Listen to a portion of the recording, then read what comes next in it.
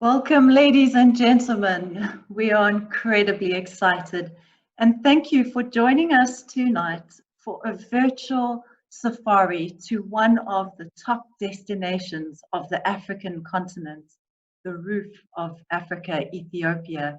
Nikki here together with Keith from Rock Jumper Birding Tours, and we are thrilled to host today's webinar. We know that many of you have been joining us faithfully every week over the last 2 months and are well versed on Zoom's platform. So if you're new to our webinars, we love engaging with all attendees. So please feel free to use the Q&A box to send your questions, because we will have time at the end of this webinar to answer as many as we can. Before we introduce you to one of our most accomplished tour leaders, Nigel Redman, we would like to raise awareness of the ecological disaster taking place in Mauritius, the location of our home office. In late July, a ship ran aground at Point Denis and has, over the last 6 days, been leaking over 1,000 metric tons of oil into our pristine Indian Ocean lagoon. The Mauritian Wildlife Foundation, one of the many NGOs we support, has done incredible work to date, having recently secured populations on the mainland of olive white-eyes and Mauritian foddies. Oil has reached the shores and they need our support. Their page will be shared in the chat at the end of this webinar, and any help would be greatly appreciated to protect Il Zegret. But today we travel to the roof of Africa with Nigel Redman, who is the most traveled rock jumper tour leader, having led over 150 tours to 90 countries in all 7 continents, 17 of which have been to the Antarctica and a dozen already to Ethiopia. A champion tour leader, having led over 50 tours on the African continent, Nigel has measured a total of 9 years away from his UK home. 8 of those years have been spent touring. In between these extensive travels, Nigel has been a leading publisher of bird books, and latterly as head of natural history for Bloomsbury's publishing in the UK, an editor of more than 50 field guides and an author of numerous articles and 3 books, including the acclaimed field guide, Birds of the Horn of Africa, his 3rd edition due in 2022. We are honored, Nigel, to have you with us. The floor is yours.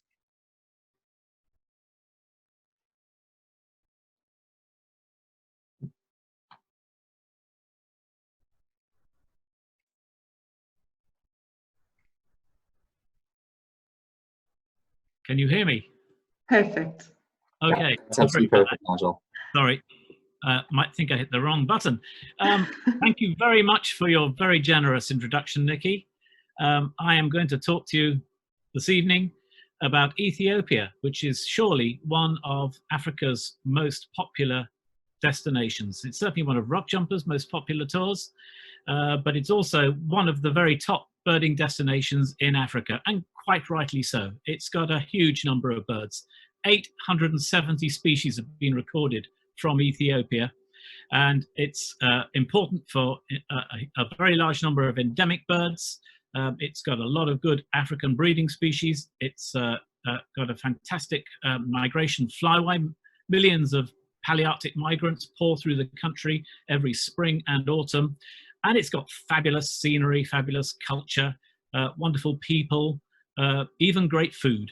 So it is one of the fantastic destinations. Now, this introductory slide is one of the very special birds of Ethiopia, the Prince Raspolis turco. We'll come along to that later. So here is a map of Ethiopia. It's a landlocked country. It used to have a coastline, but it used to be Eritrea used to be part of Ethiopia until about 30 years ago when it achieved independence. And so Ethiopia is now a landlocked country. It is actually the most populous landlocked country in the world. I first went to Ethiopia in 1987. It had a population of about 40 million in that time. It has now got a population of about 105 million. That's a staggering increase in just 33 years. But despite that, the birds are all still there. They're all still very seeable. The country is quite easy to get around. It's got good accommodations, and it's a very good place to visit. This population is the second largest population in the whole of Africa. And of course, the other thing about Ethiopia is it's the only country, the only African country, kingdom not to be colonized. The only other country that wasn't colonized is Liberia. So that's another thing about Ethiopia. So the capital is Addis Ababa. It's a city of 4.5 million people. It's growing rapidly. And interestingly, you can still see a good number of endemic birds in the gardens inside the city. And some of those are still quite easy to see despite this rapid growth. The markets, of course, are very African and very colourful and well worth a visit if you have time before you set off on your birding safaris. So let's just look at it in context. This map shows the Horn of Africa. You can see that there's a big mountain range there right in the middle of the map. These are the Western Highlands and the Southeastern Highlands. So the Western Highlands, if you can see my arrow on the left there, the Southeastern Highlands here, and they're bisected by the Great Rift Valley. The Great Rift Valley, which extends down into Kenya and Tanzania. And it's got a good string of lakes in Ethiopia in between these mountains. And then you surrounding this great mountain massif, which is the highest largest mountain massif in the whole of Africa, which averages around 2,000 meters in altitude. So much of the plateau of the Highlands is around about 2,000 meters, with many peaks extending as high as 4,000 meters. So on the surrounds of it, you've got the Danakil Desert up here, in the northeast of the country, and then in the eastern part of the country, sticking into Somalia, is the Ogaden Desert, which is currently still very difficult to visit. Not many tourists get there. So we'll look at the same map with some figures transposed onto it. I'm going to talk a little bit about endemic birds, or quite a lot about endemic birds as we go through, because one of the main reasons people like going to Ethiopia is to see the birds that you can't see anywhere else. So Ethiopia is one of 4 countries in the Horn of Africa. The others are Eritrea up in the north, little tiny Djibouti, which used to be French Somaliland, which is at the bottom end of the Red Sea, and then Somalia, which is that big piece around the edge, which is officially or unofficially rather, divided into 2 countries. The northern part of Somalia is Somaliland, which used to be British Somaliland, and then the rest of it along the Indian Ocean coast is Italian Somaliland, which has been unvisitable for quite a number of years for a variety of reasons. So when you talk about endemics, I talk about endemics in the Horn of Africa rather than just Ethiopia, because quite a few of the Ethiopian endemics are really shared with Eritrea, although more seeable in Ethiopia. If you look at this map, you can see the highland areas of the Horn of Africa, or of Ethiopia and Eritrea, have 30 odd endemics and about 8 near endemics. So that's got by far the largest number of endemics. The greater Somali region, which I've divided into 2, has 11 in the north and 13 in the south. So that's got a fair number of endemics too, and they're mostly desert species. And then in the south of Ethiopia, you've got a significant number of 7 endemics and 7 near endemics, special birds, which are just found in the south of Ethiopia, which is a very different place. It has, it's lower in altitude. It's bush country really, with a lot of acacias and coniferous bushland, which can be very dry at sometimes of the year and very green at other times. And it has some Somali influences and is also quite similar to areas in northern and eastern Kenya. So I'm going to concentrate on Ethiopia today. much of it I'll be in the Highlands, and we'll also be in the south of Ethiopia. So that's really my introduction before we get into it. Just numbers, in total numbers: Horn of Africa, 50 endemics. You can see 40 of those in Ethiopia, and about 20 near endemics, and you can see about 15 of those in Ethiopia. So if you are a world lister, you've got to go to Ethiopia. You've got all these Horn of Africa specialities, which are eminently visible in Ethiopia, and really you cannot see anywhere else. So you're starting in Addis Ababa. Everybody starts in Addis Ababa. And one of the common garden birds is this Abyssinian slaty flycatcher. It's quite closely related to the white-eyed slaty flycatcher that you can see in East Africa. Not much to recommend it, really. It's grey, whitish below. But if you look at the pale bill there, it's got a very distinct black tip. That's a very distinctive feature. They all show that. And it's got a pale iris as well. Another common garden bird in Addis is the brown-rumped seed eater. It does what it says on the tin. It's got a brown rump and it eats seeds. Its only real feature is its strong supercilium. It's a common little bird and easy to see. The white-collared pigeon, that's another interesting bird. Again, you can see this easily around Addis, but it occurs widely throughout Ethiopia. It's a very smart-looking pigeon, and unlike many species of pigeons, it's almost silent. It hardly ever says anything, and indeed for many years people didn't really think it said anything at all, but it has been recorded recently. So moving away from Addis, I'm going to take you on a tour. I should say at this stage that Rock Jumper does a whole variety of tours to Ethiopia. We range from the 12-day budget birding tours and the 17-day endemic specials tours, and then the mega birding trip, which is about 22 days, which does just about everything really, and probably you should be able to see all the endemics and near endemics on that tour. And then there's a variety of extensions, historical extensions to the north and to the south, to the Omo Valley, and to the north goes to Lalibela and to Gondar and the Simian Mountains. And you can even tack on a trip to Djibouti to one of our tours. So a whole range of options. As you head out of Addis, you head onto the plateau and into an area we call the Sululta Plains. This is an area that used to have a lot of grassland and marshy areas. Now it's very heavily cultivated, as you can see in this photograph. A lot of what you can see there, a lot of the cultivation, is a grass, a very feathery grass, which is called teff. And teff is what they use. It makes the tiny, tiny grains, and they use that to make something called injera. And injera is the staple food in Ethiopia. It's the carbohydrate that they eat, and it's a bit like a sourdough pancake, really. I always think it's a bit like sour carpet underlay, but a lot of people do like it, and I love the little dishes that go with it. But we'll come to that later.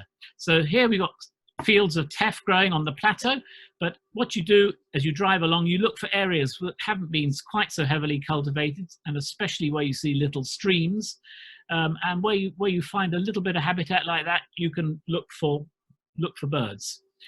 One of the most obvious and biggest endemics that you will come across straight away is the wattled ibis. It's still very common in Ethiopia. You see it in flocks, you see it by the roadsides. Can't quite see its wattle in this photograph, but it has a long pendulous wattle, pinkish wattle that hangs down from its chin, and a variable white spotting in the wings. A gorgeous little bird, the Ethiopian siskin, used to be called the black-headed siskin. This occurs throughout the Western Highlands, and indeed in the Southeast Highlands too. And it's can be very common. Some years you can see them in their hundreds, or large flocks totaling several hundred. Other years smaller numbers, but it's quite a common little finch. Olanga's lark, it's a split from the red-capped lark of Africa. It's much more richly marked and brighter coloured than the than the red-capped larks further south. It's been separated as a separate species, along with several other races in Somalia and in further north in Eritrea. So this is Erlanger's lark, might be called Blandford's lark in some of the world lists if you look at them. And another little split is this is the Ethiopian cisticola. It's a split from winding cisticola. Key features here: very strong stripy back, nice red on the head and red in the wings, and it lives in dampish grassy areas or even marshes. That's a real giveaway, makes that one of the easier cisticola species to identify. And then this is a Abyssinian longclaw. An Abyssinian longclaw this lives in any tall grassy areas on the plateau, up or as high as the 4,000 meters, indeed, in the Bale Mountains. And longclaws are related to pipits, and there are half a dozen species of them in Africa. This one is only found in Ethiopia. Another picture of a of an Abyssinian longclaw. Ground scraper thrush. This is another roadside bird that you can see quite often in Ethiopia.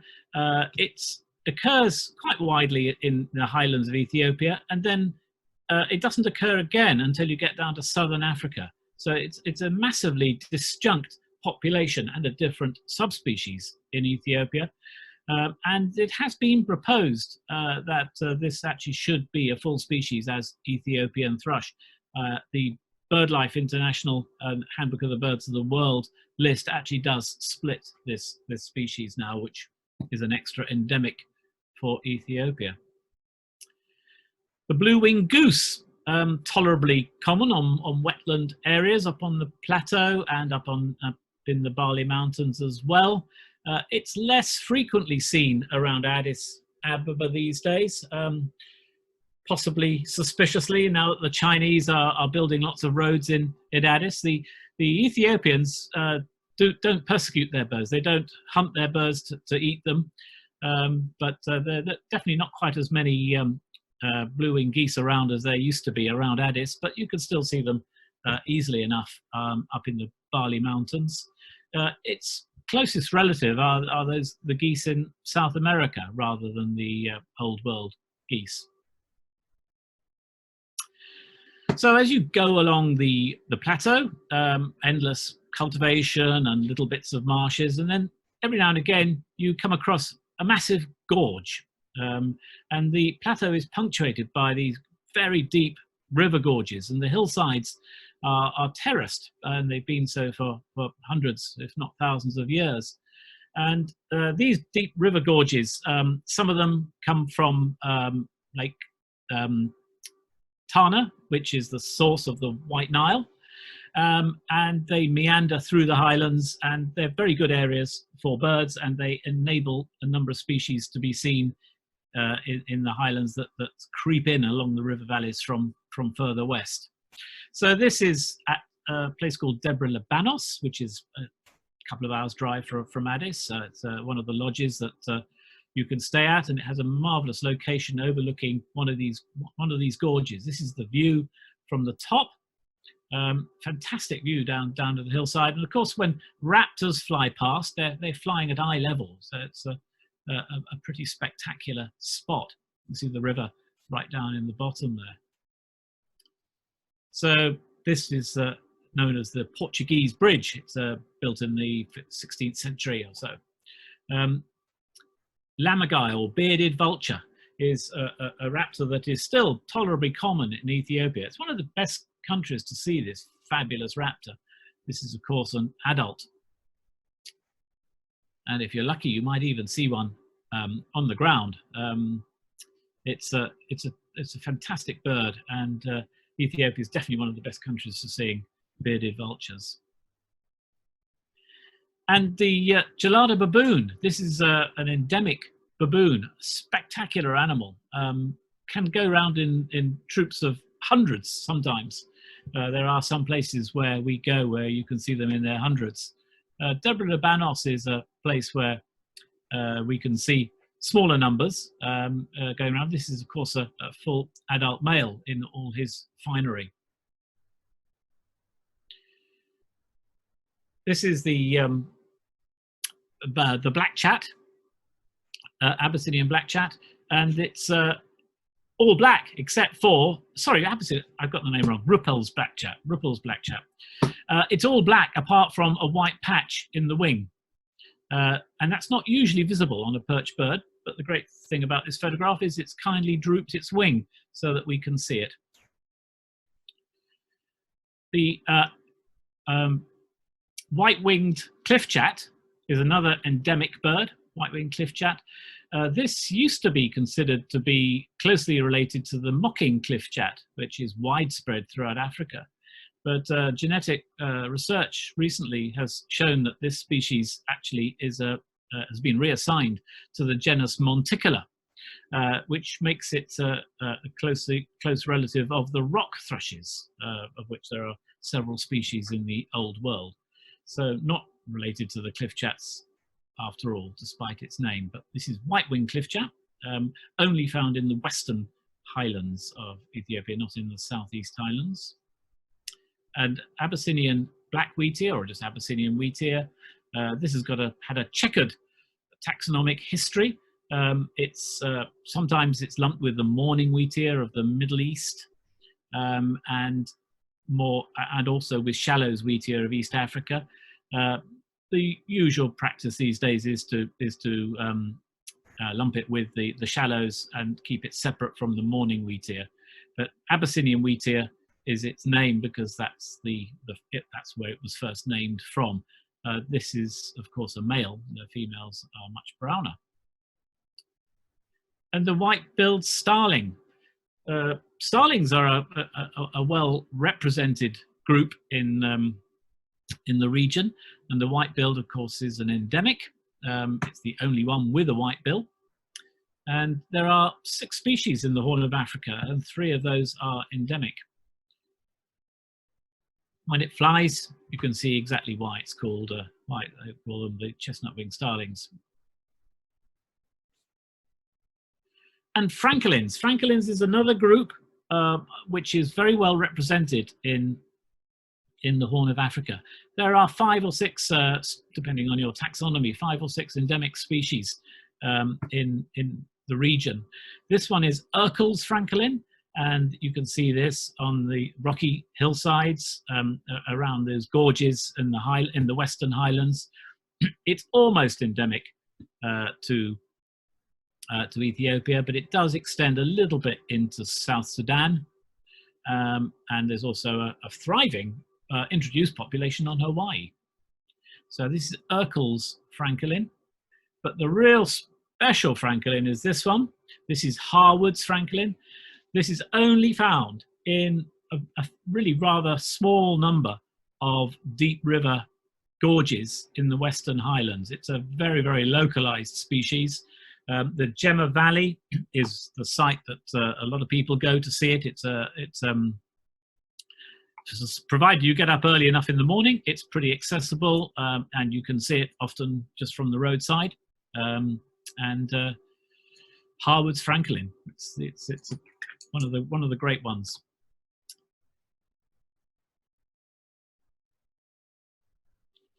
And then when you get to the bottom of these deep river gorges, you're down from an altitude of 2,700-800 meters up at the top, and you go down to about 1,600 meters down in the valley bottom, where it's a whole different ballgame, and you get different kinds of birds.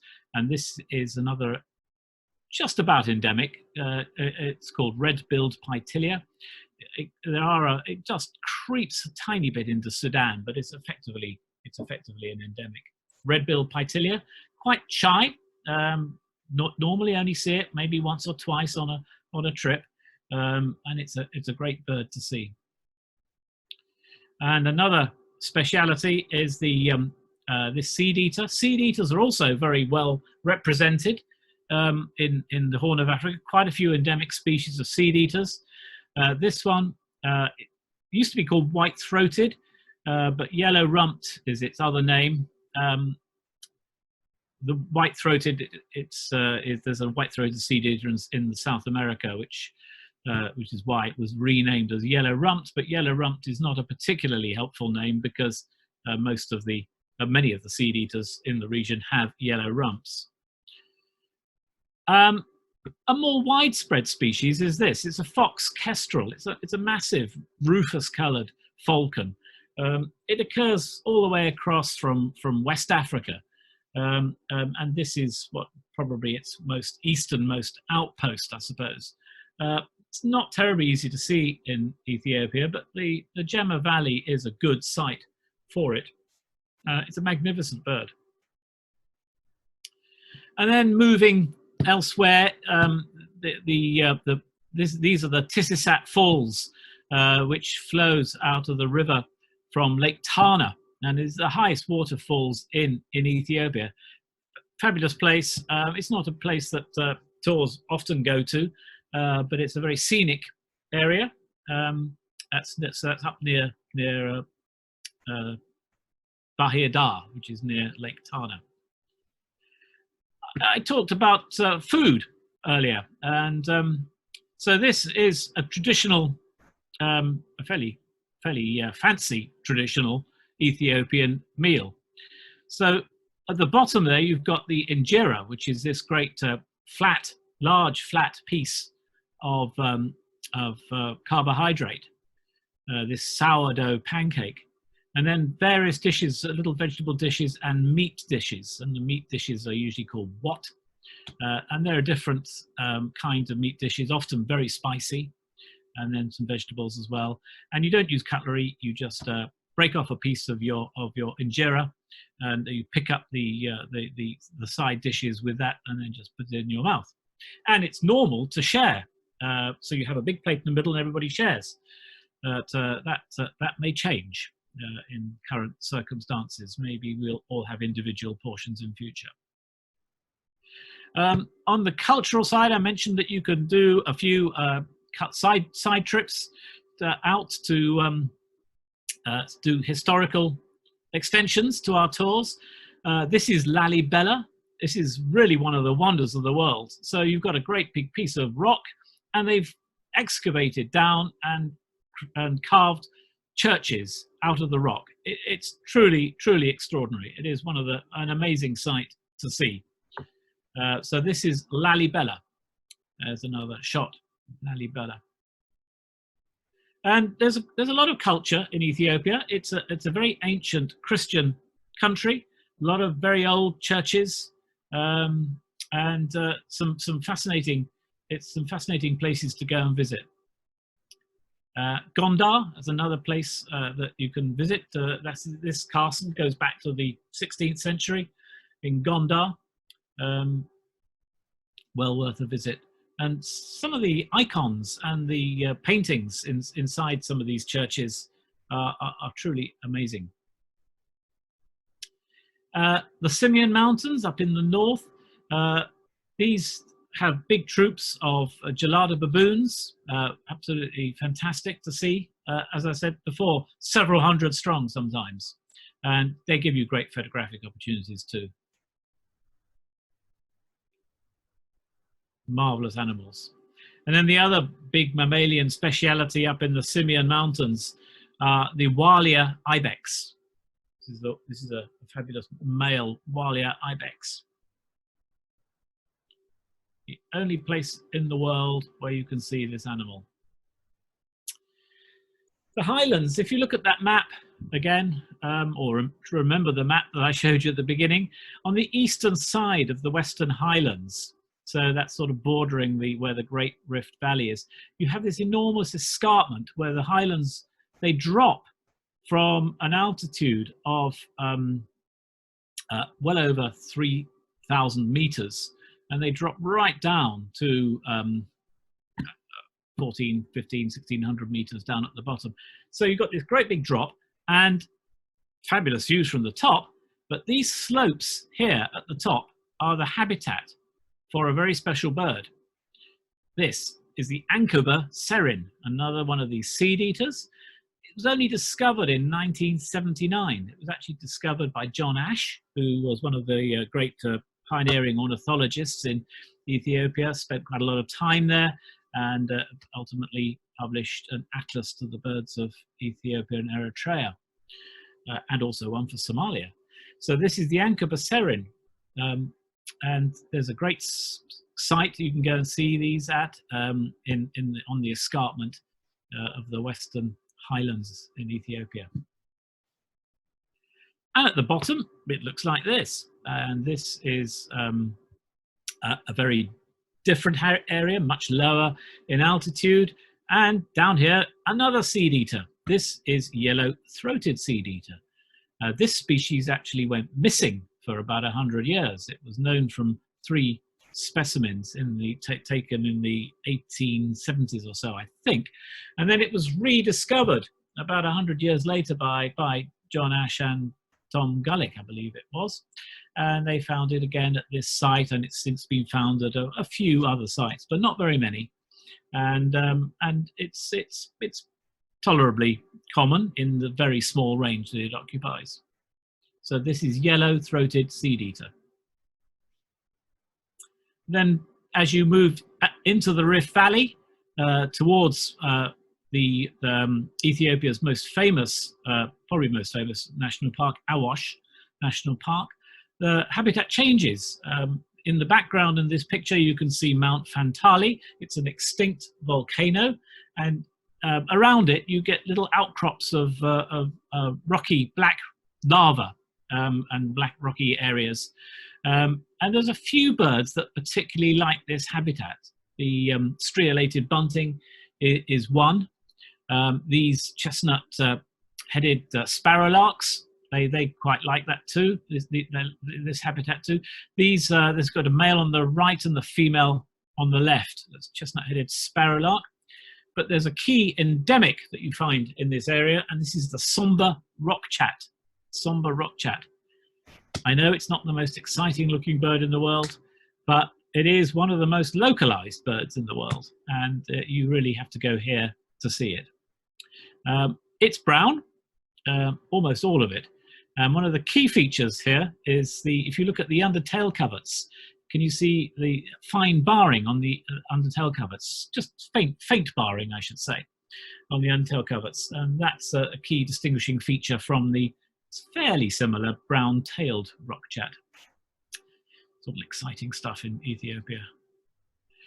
Awash National Park is a terrific national park.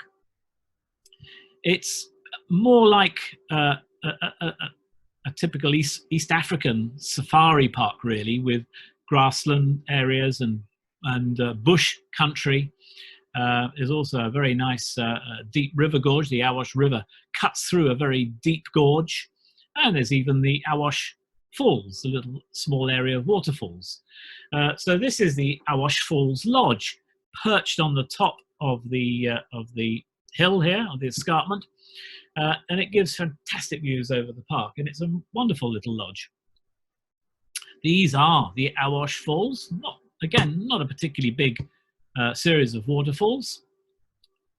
You can see hippos down in the bottom there, and very large crocs as well. So Awash varies a lot. Some years it's very dry. Other years it's more green. And close to Awash National Park, the Ali Degi Plains, which is where this photograph was taken, you can see Somali ostrich, as here. You can also see Summering's gazelles. You can see oryx. Occasionally you can see Grevy's zebras. And you get to see some great birds. It's a great area to look for bustards. It's a great area to look for larks. And sometimes hundreds and hundreds of sandgrouse as well. It's a terrific area, and even migrants too. I've seen huge numbers of lesser kestrels and carmine bee-eaters on that plain. So this is a Biza oryx, which is still tolerably common around Awash National Park and on the Ali Degi Plains. This is quite a dry year where the grass is quite brown. And Summering's gazelle, that's another special gazelle of this region. Summering's gazelle. And the lovely Gerenuk or Gerenuk, never really worked out how to pronounce that, with their super long necks, marvelous animals, and you see a few of those in this area too. So this is much more like an African safari when you're here. There's a new species of baboon here as well. This is the Hamadryas baboon. It's confined to northeastern Africa. So it's found in eastern parts of Ethiopia. It's also in Djibouti and Somaliland, and it also gets into Yemen across the Red Sea. So Hamadryas baboon, also called sacred baboon. And it's worth checking out the any canids that you see. This is it used to be called a common jackal, but it's been reassigned now, and it's now thought to be a race of the grey wolf. So it's actually usually called African grey wolf now, and it does look pretty wolf-like to me. Lots of great birds are in Awash, some of them more widespread, and some of them more special. These are swallowtail kites or scissortail kite. It's an intra-African migrant, so it's not seen every year. It moves around. It comes into the area in the non-breeding season, and if you see one, you're probably going to see a flock of them. It likes going around in small groups. You get fabulous birds like these. These are long-tailed paradise widers, males in their finery. Terrific birds. And in the non-breeding plumage, and the females, they just look like little streaky sparrows. Very, very different. Northern carmine bee-eater. It's a lovely bird. Plenty. Usually see a few of these, sometimes in big numbers, but always see a few. And bustards. 5 or 6 species of bustards can be seen in Awash. This is a white-bellied bustard. And this one's an Arabian bustard, which is quite similar to the Kori bustard, but this one has only white spots on its shoulders, on its wings. And the Kori bustard has black and white spots on its wings. So this is another Arabian bustard, and this one has got a passenger, a carmine bee-eater. So one of the things that photographers always like to do is try to get a picture of a carmine bee-eater riding on the back of a bustard. So this time it's an Arabian bustard. These ones are on a Kori bustard, as these are as well. And they're not fussy, because this one's on an Abyssinian ground hornbill. That's pretty good. Don't often see that. Sandgrouse, 3 species of sandgrouse. The hardest one to see is the Liechtensteins. This species is crepuscular, or even possibly nocturnal, usually easier to see in the evenings, and by day they just rest under bushes, where, if you know more or less where they might occur, you can often find them during the day when they're resting. But this is a male Liechtenstein's sandgrouse. Black-headed lapwing, or used to be plover, black-headed lapwing, with this lovely long crest. It's a bird of dry country. Usually find this in the drier areas of Awash. And the lovely little pygmy falcon, always a favourite, Africa's smallest raptor.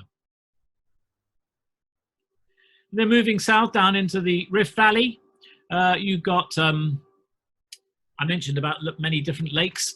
The Rift Valley lakes are all very different in nature. So you've got soda lakes like this one, which is the preserve of flamingos. You also get a lot of wintering ducks, which are primarily northern shovelers. You get plenty of waders, again, which includes an awful lot of ruffs, and a smattering of other waders. And then you get a few other birds that like this sort of habitat. But it's the fresh water lakes which are generally richer and attract larger numbers of birds, and sometimes it can be quite spectacular. Here you've got lots of white-faced whistling ducks and black-tailed godwits in this photograph. So these freshwater lakes are the preserve of malachite kingfisher. It's a widespread bird in Africa, but always popular. Who gets tired of seeing a malachite kingfisher? And this is much less common, the black heron, which has this extraordinary feeding action. It opens its wings and folds them round and makes an umbrella, so it's to shade the water so it can actually see the fish. So that's a beautiful bird. You only see one or two normally in Ethiopia, but it's a lovely photograph and a lovely bird. The African pygmy goose. It does look very goose-like, but it's tiny. So it's even smaller than most of the ducks. This is the male. It's a beautiful bird. It likes these freshwater lakes, often where there's good floating vegetation, like these lily pads, and usually seen in pairs or perhaps small groups. Beautiful bird, anyway.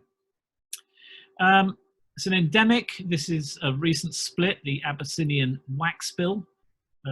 It's a split from fawn-breasted waxbill. Few places that you can find this on the Rift Valley lakes or along the rivers in the south. So Abyssinian waxbill.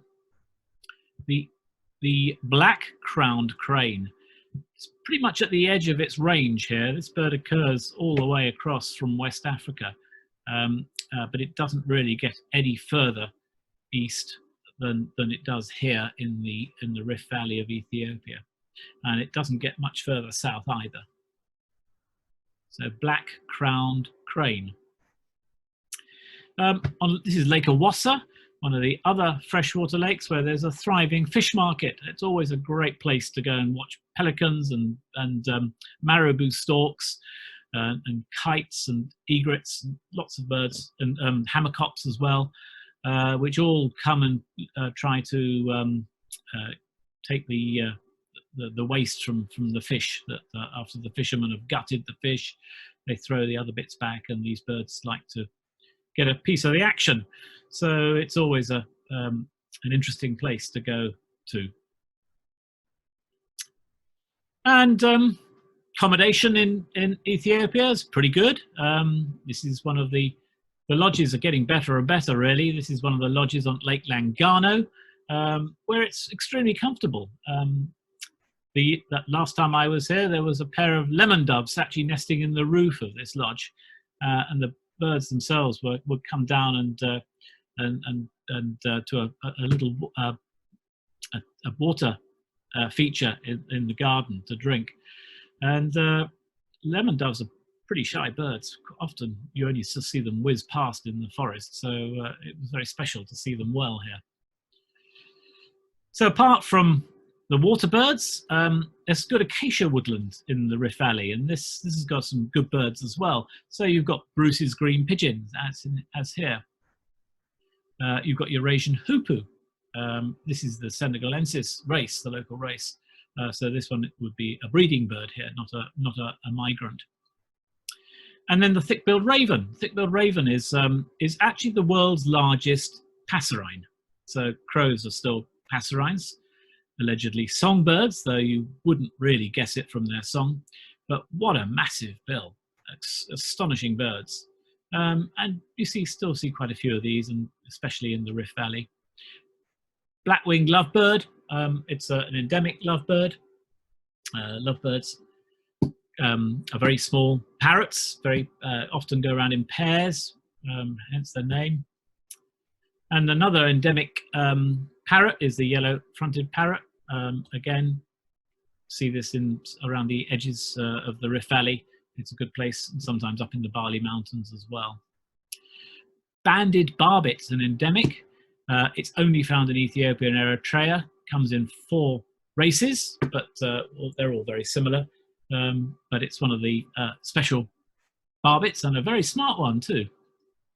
It's another shot of a banded barbet. Everyone likes trogon. It's widespread in Africa. This is Narina's trogon. It's obviously not endemic, but it's a beautiful bird, and it's always a sought-after species. And this is another interesting bird. This is the spotted creeper, African spotted creeper. The African forms have been split from the Indian forms these days to make it a separate species, so we call it African spotted creeper. It's never common. There are a few places where we know where we can go and see it, but it's never a very common bird. And the blue-breasted bee-eater, very colourful, very beautiful, pretty tolerably common. It's the race that you find in Ethiopia is much bigger than the ones you see elsewhere in Africa, lowland ones, and it's a possible candidate for a future split. It seems to be more closely related to the cinnamon-chested of East Africa. So this may be one for the bank, really, but at the moment it's called blue-breasted bee-eater, which does occur elsewhere.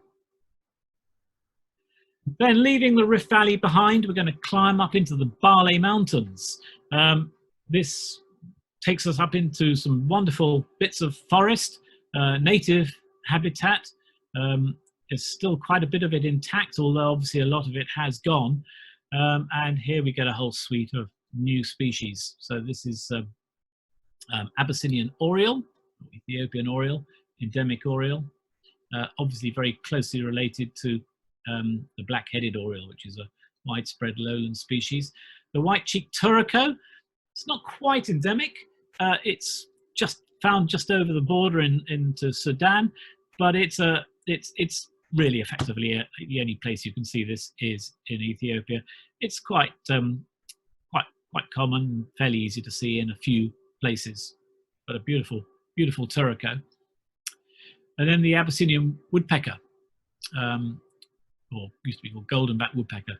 This is probably the hardest endemic to find, and one of the reasons for that is it doesn't call very much. It's got a very feeble call, and you do hear it sometimes, but it's just not very vocal, and it's very small.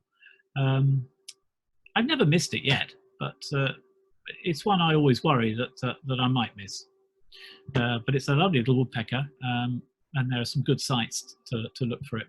It's often on surprisingly small branches. It's not always in the big trees. The Abyssinian catbird is another endemic. It's got a very cat-like sound, and curiously, its plumage even is not so dissimilar from the grey catbird in North America, but it's not in the same family. It used to be thought to be a babbler. It's now been placed in the Sylvidae family, which is an old world family of warblers, or sylvid babblers as they call them these days. So this is the Abyssinian catbird, and it likes the native highland forest habitat. Another shot of one. Very drab bird. This is the brown parasoma. It's also had a bit of a taxonomic history to this one, now thought to be a Sylvia warbler. But this is the endemic race in the Bale Mountains, brown parasoma. Another one for the bank, African goshawk, but the endemic race in Ethiopia is now considered to be a full species, so this one becomes Ethiopian goshawk. Big owls. Great thing about Ethiopia, you don't have to go owling at night very often. You can actually look for them during the day, which is brilliant. So on the left, this one's actually down in the Rift Valley. You see this is the greyish eagle owl. It's the sort of northern counterpart of the spotted eagle owl. And on the right, the Cape eagle owl, which occurs sporadically all the way down to South Africa, of course. Typically likes rocky areas, as this one is, but I've sometimes found it roosting in trees in Ethiopia. But this is the one we look for specially, and again during the daytime. This is the Abyssinian owl, or Abyssinian long-eared owl, which is, although it occurs in Kenya, it's almost impossible to see there, and so effectively the only place you can see it is here in the Bale Mountains in Ethiopia, where there's a local guide who specializes looking for them. So we contact him in advance. He goes out and finds where these birds are roosting, and then when we arrive, he takes us straight to them. That's what's supposed to happen anyway. I think it was the last trip I did actually, we found this nest right out in the open. These birds were only about 10, 12 feet off the ground, completely out in the open. These are Abyssinian owl chicks, 2 of them. And that was Mum, which we found nearby. Or it might be Dad. Not quite sure how you tell the difference. Montaigne nightjar. That's another one that our wonderful guide in the Bale Mountains located for us during the day. It's not so difficult to find at night, but the views by day are very much better. Another endemic is the white-backed black tit. Super little bird, quite big, quite a big tit. White-backed black tit does exactly what it says on the tin. That's what it is. And the Abyssinian thrush, not actually endemic, despite its name. It's one of the ground thrushes, often quite shy, but this one likes hanging around one of the lodges. And some good mammals. This is Menelik's bushbuck. It's one of 8 or so races of bushbucks in Africa, and this one is an endemic race, and depending on which book you use, this one is now considered to be endemic. This is the last of the big antelopes to be discovered. It was discovered in 1910, I think it was, and this is the mountain Nyala, and it's a magnificent animal, one of the last great discoveries of the large antelopes. And then on the Sanetti Plateau, this is this area, 4,000 meters in altitude, and it's a terrific area with some fantastic flora and vegetation, and it's the site of a number of good species. These giant lobelias, wattled ibis, again, that one showing its wattle. Rouget's rail, this is a rail that hasn't read the field guide because this one likes walking out in the open. It's not shy like most rails. So this one's very easy to see.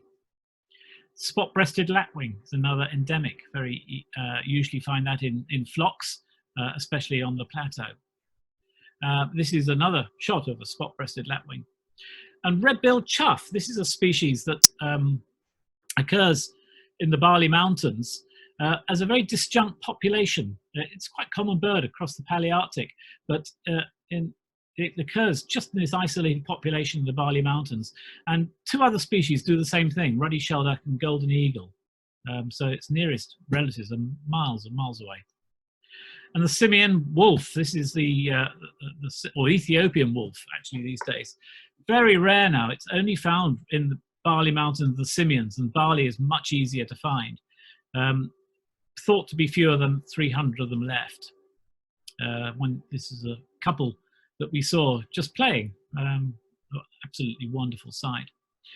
This is what it feeds on. This is a giant root rat or giant mole rat, an extraordinary little animal.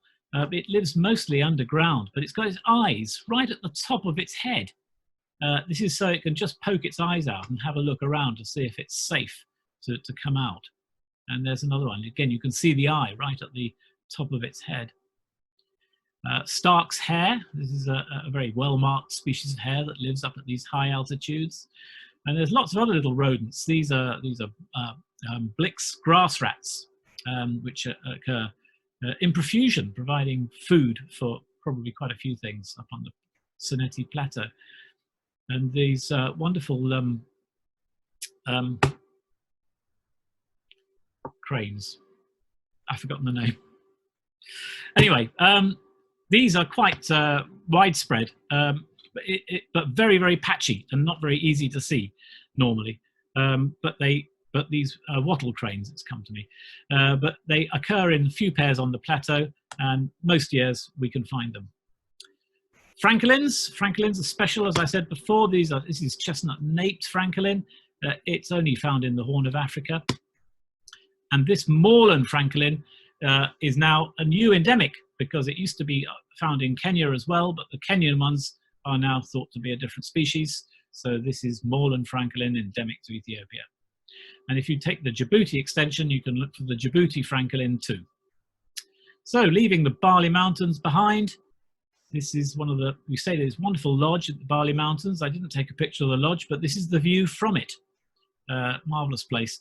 So down in the south now of Ethiopia, our final destination today, and the big bird that we look for is Prince Ruspoli's turrico, or Ruspoli's turrico.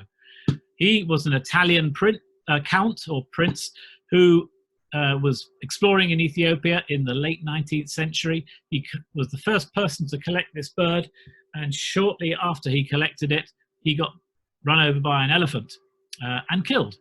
They found the bird in his collection, but there was no information about where he collected it.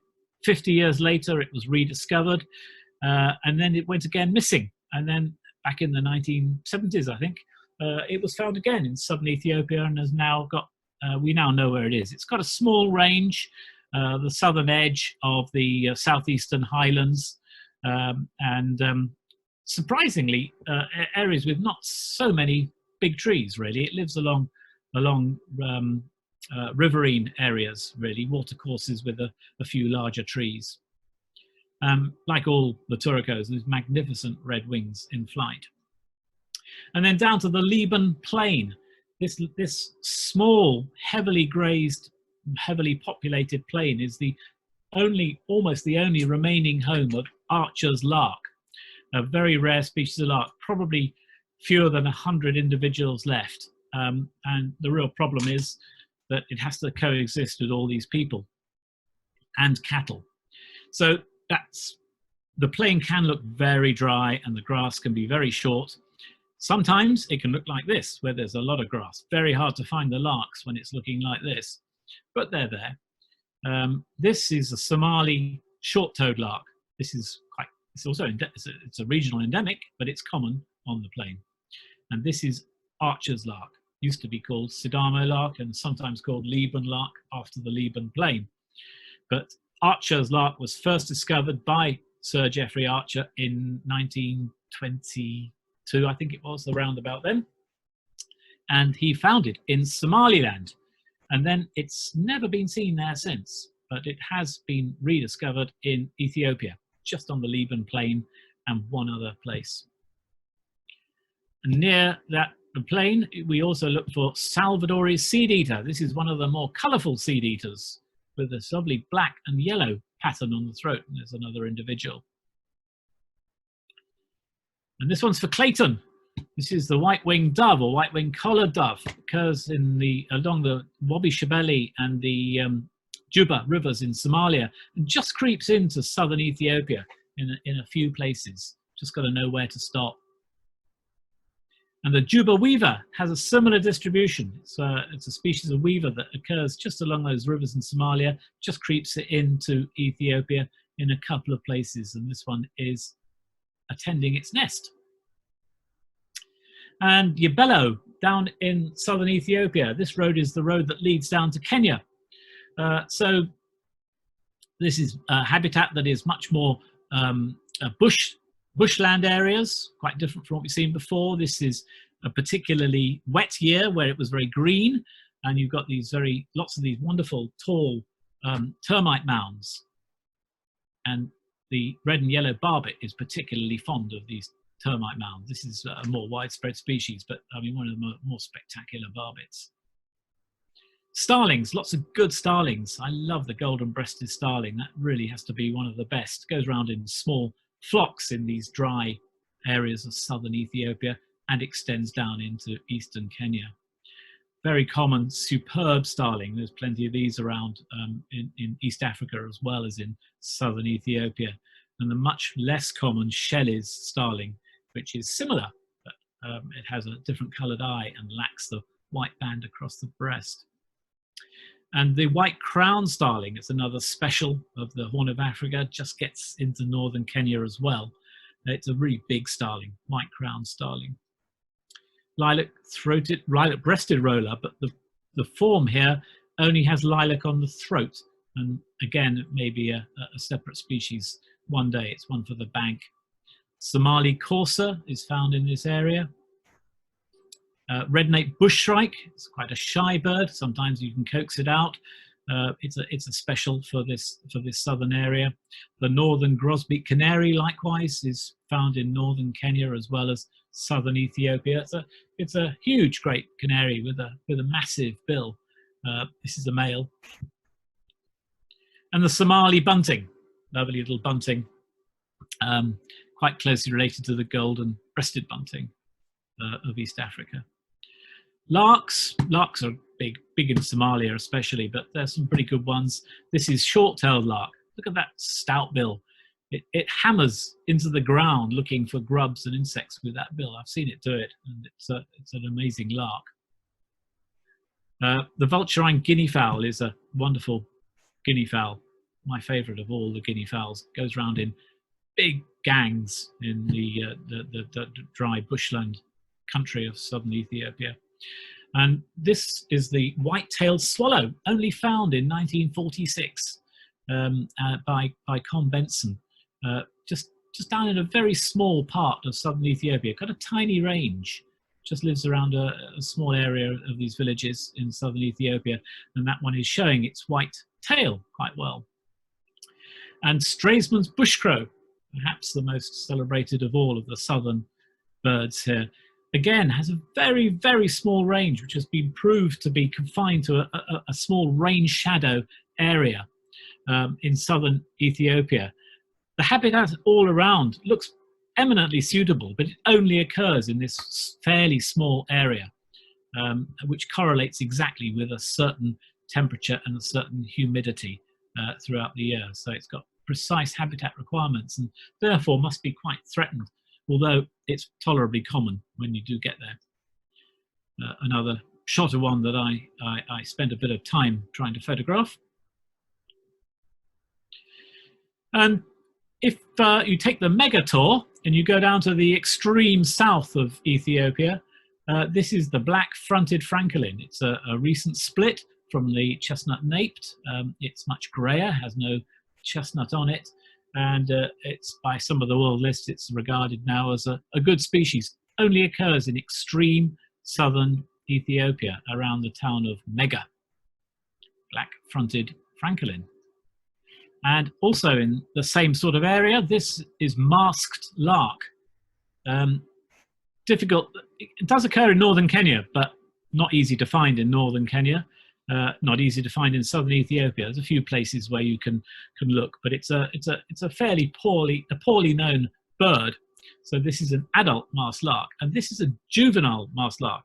And I found this a couple of years ago, and the juvenile plumage was unknown according to the literature. So this is the first documentation for a juvenile masked lark.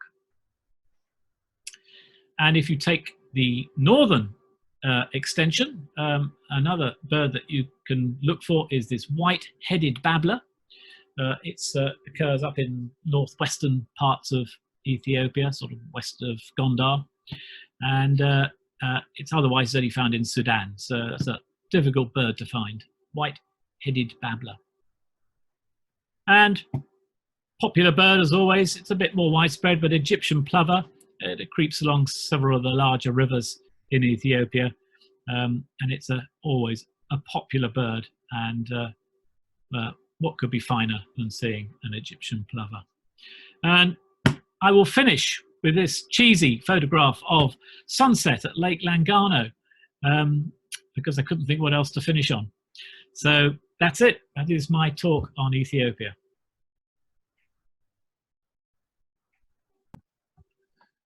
Wonderful, Nigel. Thank you so much for that. I think ending with the sunset was actually spot on. We, after all those mouth-watering photos of all those birds and other mammals, yeah, the sunset was the perfect tonic. Yeah, just so many great comments coming through as well about those images and what have you that you'd put up, and I know it was very much a team effort from the guys. There's a number of photos in there from everyone, but I know there's some really stunning ones of yours in there as well. So thanks so much for sharing your knowledge on the country and all those great images as well. Yeah, we've got some nice questions here that have come through, so we'll jump right into the Q&A. Just to start off more on a social side of things, Do most of the people in Ethiopia live in urban areas? It seems that there's still a lot of wild areas around. What's your take on that, Nigel? No, they don't really. I was thinking about that the other day. With a country with a population of 105 million, only 4.5 million are in Addis, which is the capital city. So no, it's much more rural than many countries. Yes, it's not so urban. I mean, Addis is by far the biggest city, but the towns are growing quickly. The town of Awash, which used to be just a little town in the Rift Valley, and it's now enormous. It's growing, but it's still a very rural country. Yeah, definitely. Yeah, I agree 100%. I mean, population density in the Rift Valley is pretty high. But yes, there are some great wild areas as well. Yes. And as you've said, Nigel, and some wonderful national parks, too. I just wanted to read some of these. The messages are coming through are fantastic here. We've got a wonderful talk, Nigel. Very interesting indeed. Thank you so much. Another excellent webinar, says David. Hope to get there when things open up. So yeah, there's just been some wonderful comments. There were a few others here as well. Barbara says, thank you, great, wonderful. Mike says, thank you, Nigel, a fine program. So yeah, there's just a lot of great comments coming through here. So thank you everyone for taking the time out to listen to Nigel as well. And Nigel, for your time. Bill is asking, what's the maximum number of guests that we take to Ethiopia? Well, you probably answer that better than I. No problem there, Nigel. Yeah, so Bill, we take, and for others who are interested as well, we take a maximum of 8 people on our Ethiopia tours, which we feel is a really good number. It's generally quite easy birding actually, so quite open country, not forested either, but we still believe that 8 is an excellent group size. Works really nicely for the vehicles that we have, and then you go with a guide there as well. So yeah, those are, as I said, limited to 8. Just another question as well about the Omo. Do we encounter any of the ethnic tribes down in the Omo? Yes, most certainly. That's the point of it. That is exactly it. Yeah.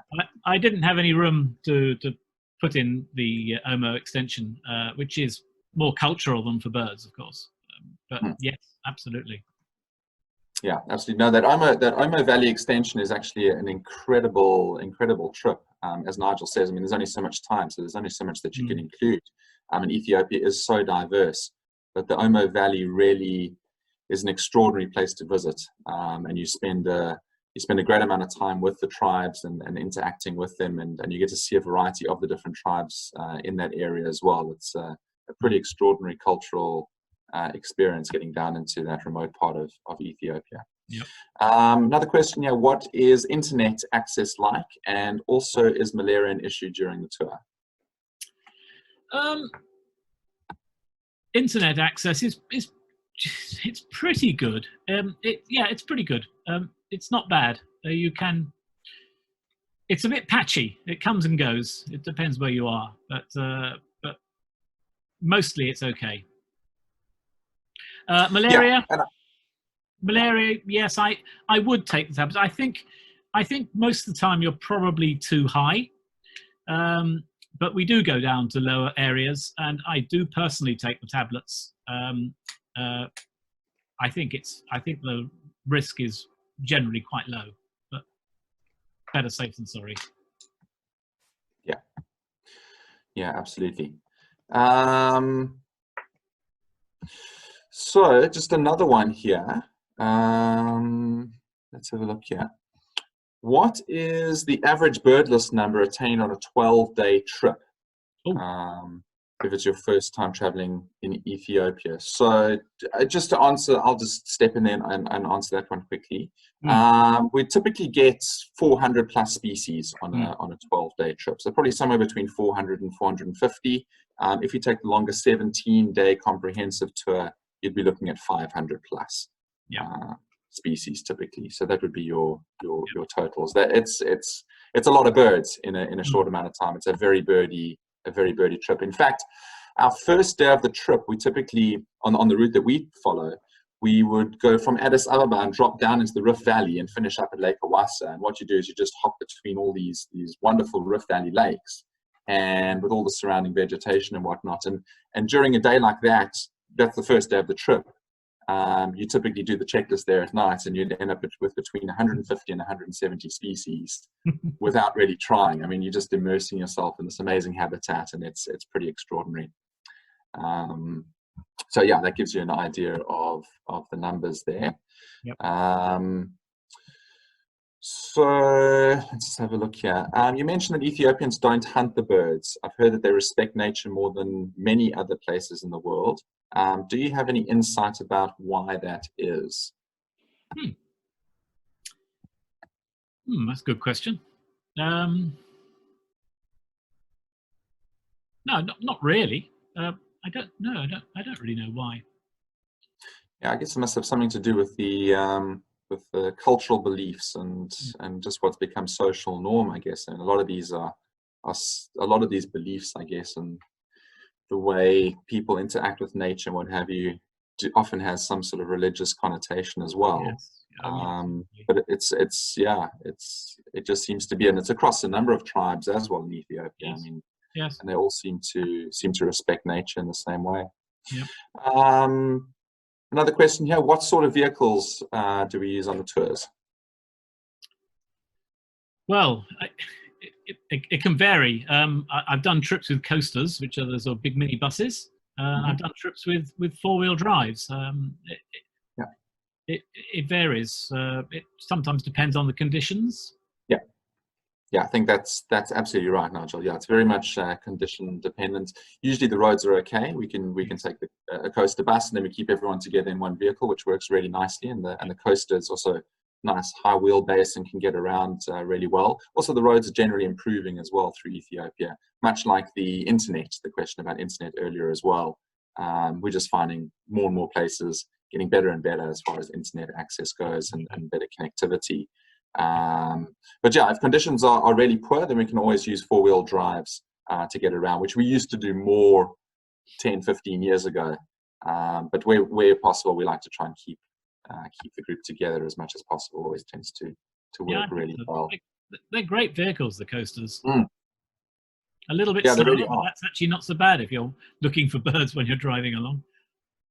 Yeah, they've got great visibility. I mean, you got good space in them, especially with just 8 people, and excellent visibility as well. Right, time of the year. What's best time of the year? And then a few people asking as well, Nigel, about the field guide. So what field guide is the best? And then and more importantly, most people are asking, where can I actually pick up a copy of your field guide? Well, the best. There it is. There it is. That's the only field guide. I mean, there is no other field guide other than, I mean, it's obviously included in Africa south of the Sahara, but that's a whacking great book to take along. So that is the field guide. I recommend it. Time of year, generally any time between November and February is pretty good. But you can go other times of the year too. Summer's fine. You can go in the summer, what I call our summer, which is June, July time. And we have offered trips at that time. And that's fine if you want to see the endemics. But if you go in the summer, you will see no Palearctic migrants. So you will lose, I don't know, 60 or 70 species off your species list maybe. But if you've seen those all before, which most people will have, then it doesn't matter. If it's the endemics you're after, you can still see them all in June, July perfectly happily. But most people do tend to go between November and February, or even January. Yeah, agree. Those are certainly good times of the year. So we typically offer that time frame, that November to February time slot, which, as Nigel said, is excellent. And then we also offer a summer trip as well for something a little bit different. I mean, not everyone can get away specific zones. And as Nigel's mentioned as well, that summer trip is actually excellent and a great time of the year to look for endemics as well. Yep. So just an interesting one here about red sea cliff swallow, Nigel, and maybe you want to comment as well. George has just mentioned here that in October 1997 at Lalibela, whilst he was on a business trip, saw a cliff swallow that looked somewhat, but not exactly like a red sea cliff swallow. Have you seen this, and do you think it's likely to be a red sea cliff swallow, or more likely an undescribed species? I know there's been a lot of chatter about this in the past. We would love to hear your thoughts on this as well, Nigel. Well, I can tell you. I can tell you about this. Yes, the red sea cliff swallow is known only from a single specimen. It was a bird that was found dead below a lighthouse in Sudan, somewhere near Port Sudan. Yeah. And it was found dead, and the carcass was rescued, and it was found to be a completely distinctive new species. And it was described, I can't remember the name of the person. His surname was Smith. I can't remember what his first name is. Anyway, it was described in Ibis, and it was about 40 years ago or something.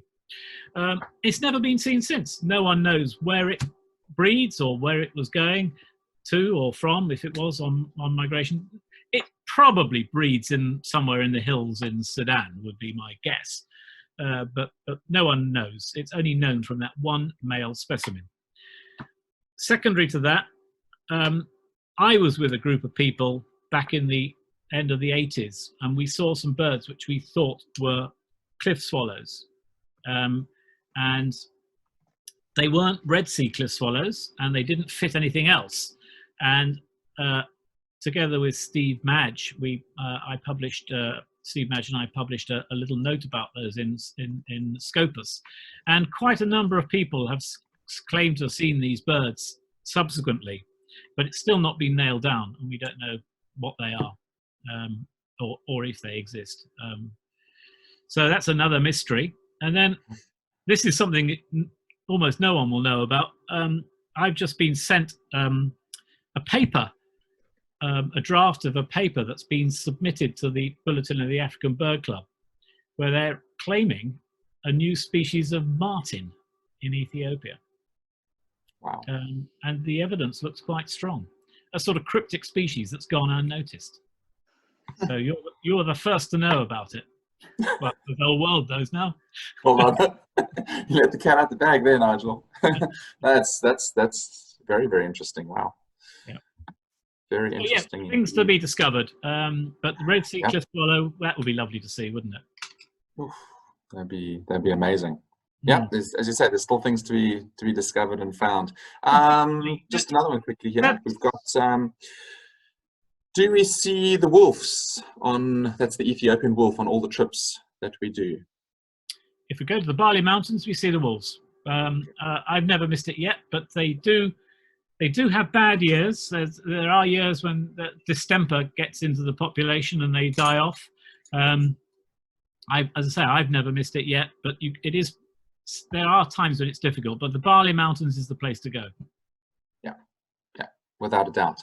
And really, most of our trips visit the Bale Mountains. It's very much a big target. You know, even if you're on a birding trip, it's very much a big target. Obviously, our more mammal-focused trips with Rock Jumper Wildlife, we target the mammals a lot more. Yeah. But yeah, on the birding trips, we look for all those great mammals as well. All the endemics, mountain nyala, Bali monkey, geladas, the whole, all of those. So yeah, there's a lot of fantastic ones. Just another one here quickly about do carmine bee eaters get their insects that the Arabian bustards flush? And what are the Arabian bustards eating? Are the bee eaters eating the same things that they are? Yes, probably. Now, I think the Arabian bustards probably have maybe a bit more Catholic diet. They probably go for grubs and stuff in the ground. The bee eaters will be going for flying insects, so they'll be going for the insects that are put up by the bustard walking through the grassland area.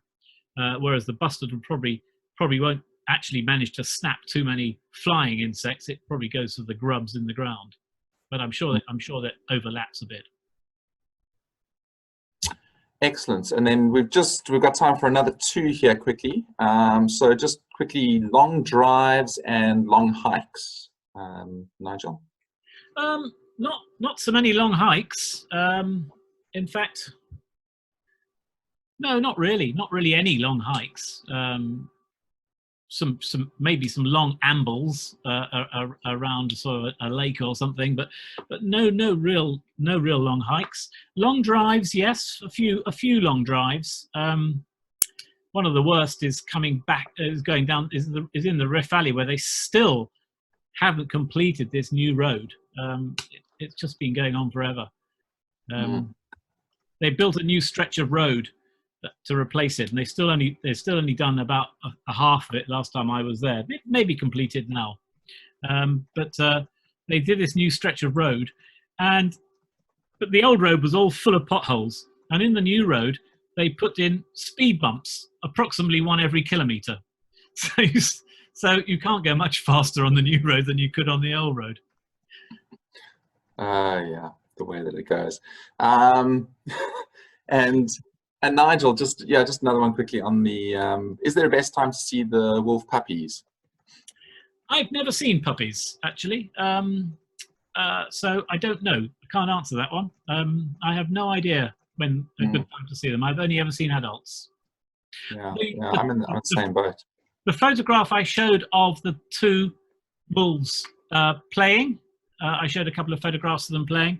They actually had a couple of pups, because I met some people who saw the same animals that we saw the next day, and they actually saw the pups. But we didn't. That's the way it goes sometimes. So yeah, sorry folks, we're not going to be able to get to everyone's questions. There are so many questions that have come through. So as always, we've tried our best to get through as many as possible. Thank you so much, Nigel, for a great webinar and for sharing your knowledge. And I'm going to hand over to Nikki. Yeah, thank you. Thank you so much, Nigel, and thank you, Keith, for the great Q&A. These webinars are offered free of charge, and if you wish to donate to our guide's GoFundMe page, I did add it into your message chat box a little bit earlier, or you can find it on our website. These funds go 100% to the guides unable to work due to travel restrictions and lockdowns. Join us next week with Lev Fried as he showcases the country's best birding locations when we adventure to Mexico, a land of stark contrasts, supports an enviable endemic rich avifauna, third only to Brazil and Peru in the New World. Home of the Mayans, the Aztecs, Zapotecs, and Spanish conquistadors, Mexico is one of the world's most charismatic countries. Over 1,100 bird species have been recorded from within the country's borders, while over 140 of those endemics are found nowhere else on Earth. From the Rock Jumper team, thank you for joining us, and good day or good evening, depending on where you are. Cheers, everyone. Bye, everyone. Bye.